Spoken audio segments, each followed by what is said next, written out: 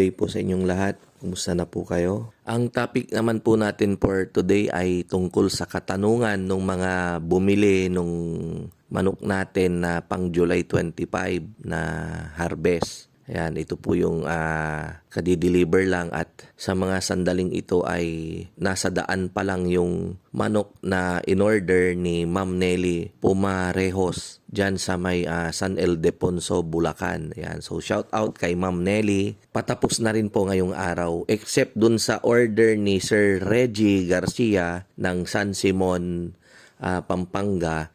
Medyo baha daw po kasi dun sa mga katabing barangay nila. Kaya kumbaga ipit sila, ipit din kami na mag-deliver. Si Sir Reggie naman ipit para patapos yung kanyang housing na pinagawa. Kaya nagkaroon na lang po kami ng arrangement na yung delivery ng kanilang cages ay kapag napaayos na nila yung kanilang napatapos na nila yung kanilang housing and then yung kanilang RTL ay sa susunod ng batch isinuap ko na po sa October 16 na batch po natin. Ayan. Paubos na po yung ating October 16. Ang susunod na pong RTL natin ay mga pang December 11. Tentative po yung date. Pero talagang meron po tayong 22,000 heads na parating ngayong August, which is sisiw yun, igrogro namin. So, ang harvest na po niyan ay December 11. Yan. Malalaman nyo rin po yung eksaktong magsi-16 weeks yung ating RTL. Pagdating niya sa farm. Yan. Doon lang po tayo magbibilang. Kasi minsan po merong 4 days earlier or 1 week na late. Ganyan. So, malalaman po natin right after ng delivery. Dahil andun na po yan sa farm natin. Abang-abangan nyo lang po yung update.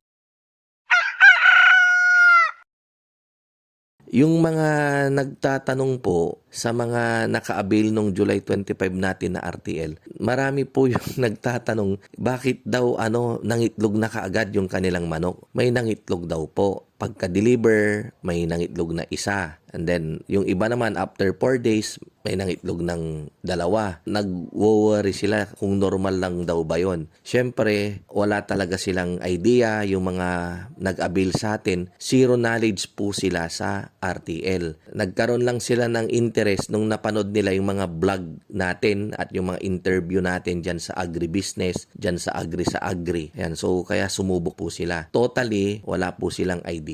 Siyempre, sasagutin naman po natin sila. Huwag po kayong mag-alala kapag ganyan yung mga manok ninyo, Ma'am Sally Barinsky, dyan sa Silang Cavite, kay Ma'am Eunice, or sa auntie nga, kay Ma'am LB Davis, dyan sa USA, sila Ma'am Mau Mangahas ng Pampanga, si Sir Anton, si Ma'am Marilyn Adriano, kay Sir Phil Amudo, dyan sa Bangi, Ilocos Norte, dyan kay Sir Jackson Briones, dyan sa Madyagat, Nueva Vizcaya, tsaka kay Sir Charles Gonzales, yung nasa Australia na subscriber natin na dinalhan natin ng manok dyan sa Camarines Sur. Kagabi nagchat siya na may nangitlog na rin daw na manok nila, 17.4. Yan. So kako normal lang yan. Ang lahat po ng katanungan ninyo, sasagutin ko po na normal lang po niya. Bagkus pa nga po yan yung magandang sign na yung talagang manok natin ay kondisyon na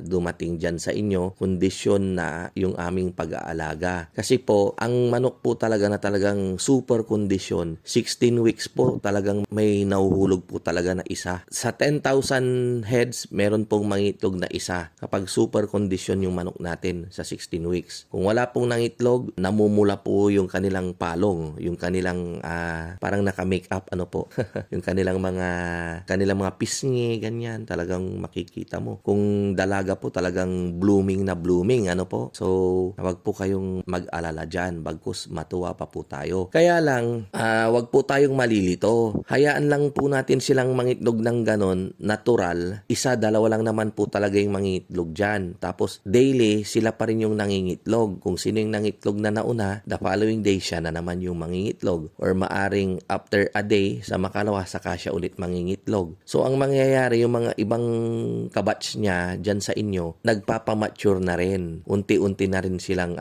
nakukondisyon, yung kanilang palong, pakonti-konti na rin yung paghaba. Yun po yung mga sign dyan eh. Malalaman ninyo na yung manok ay malapit ng mangitlog kapag yung kanyang palong ay mahaba-haba na. Ayan po, kumpara doon sa mga kasamahan niya. So, pag nakakita po kayo ng ganon, bantayan nyo po, obserbahan ninyo. Yun po yung unang mangingitlog. Ayan, tapos paglipas ng araw hanggang sa parami ng paramihan. Opo, hanggang sa pagdating ng 21 weeks, dumadami. Hanggang sa mailawan nyo po yan ng 23 weeks. Ayan na po, parami na ng parami. Hanggang pagdating ng 26, 27, magpipik na po yan. Mabilis na po yung pagdami ng itlog nyo. Pag yung napailawan na, kasi once na nailawan, kakain na po sila nung oras na may ilaw na sila. Dahil nakikita na po nila yung kanilang feeds sa feeder, kakainom na rin po sila. And then pag pahaba ng pahaba yan, pahaba-haba na rin yung pagkain nila sa gabi. Parami na rin yung itlog hanggang sa palaki na rin ng palaki. Kaya lang hindi nga po natin kailangang biglain kasi nga po hindi pa gaanong preparado yung kanilang katawan sa pangingitlog. Lalo na yung kanilang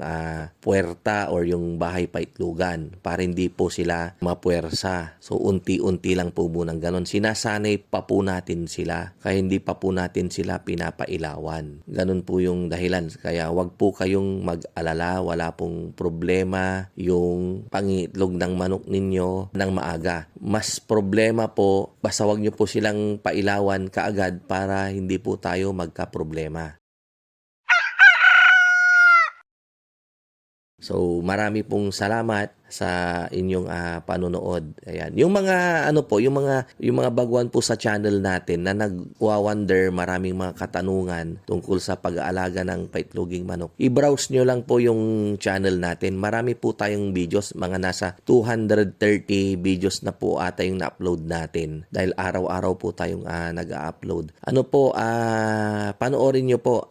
Tignan nyo na lang yung mga title para kapag interesting po kayo dun sa title ay panoorin nyo po at magkaroon po kayo ng idea, lalong-lalo na kapag kayo ay desidido talagang mag-alaga ng paitloging manok. Ayan po. At paki-subscribe na rin po sa mga hindi pa po nagsusubscribe. Maraming salamat po sa inyong panonood. Kita-kita po ulit tayo sa mga susunod kong video. God bless po and mabuhay!